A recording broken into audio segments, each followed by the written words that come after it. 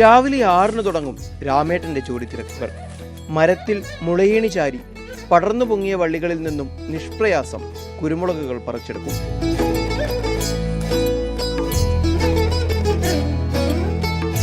വെയിൽ മൂത്തു തുടങ്ങുമ്പോഴേക്കും ജോലിക്ക് താൽക്കാലിക വിരാമം.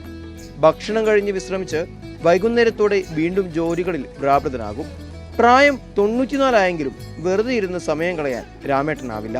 കൃഷി ഞാൻ സുമാർ ഈ പറമ്പ് എടുത്തിട്ട് ഒരു 60 കൊല്ലമായി. നന്നായി കൃഷിയാണ്. അന്ന് പിന്നെ കൂലിപ്പണിക്ക് പോവും. അത് 50 പൈസയായിരുന്നു കൂലി.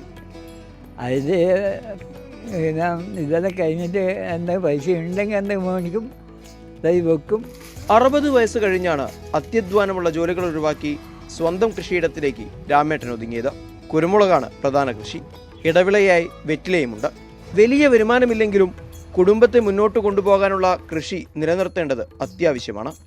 ആശ്വാസമായിരുന്ന പെൻഷൻ ഇപ്പോൾ കൃത്യമായി ലഭിക്കാത്തതും പ്രതിസന്ധിയുടെ ആക്കം കൂട്ടി. പെൻഷൻ കിട്ടാതെ ഇപ്പം 7 മാസം 8 മാസമാക്കി. പെൻഷൻ മാസത്തിൽ കിട്ടിയാൽ കടമൊന്നും മേടിക്കാൻ അവനായിട്ട് ജീവിക്കാം. രാമേട്ടനെ കൂടാതെ 93 വയസ്സുള്ള ഭാര്യ കല്യാണിയും രോഗബാധിതരായ മകളും പേരക്കുട്ടിയുമാണ് വീട്ടിലുള്ളത്. അവരുടെ ഏക ആശ്രയം കൂടിയാണ് ഈ വയോധികൻ. മണ്ണിനെയും മനുഷ്യനെയും കൃഷിയെയും മറക്കുന്ന പുതുതലമുറയ്ക്ക് ഈ 94കാരൻ ഒരു പാഠപുസ്തകമാണ്. ഈ പ്രായം തളർത്താത്ത പോരാളി കാസർഗോഡിൻ്റെ അഭിമാനമാണ്. കാസർഗോഡ് നിന്നും സാരംഗ് സുരേഷ്, മാതൃഭൂമി ന്യൂസ്.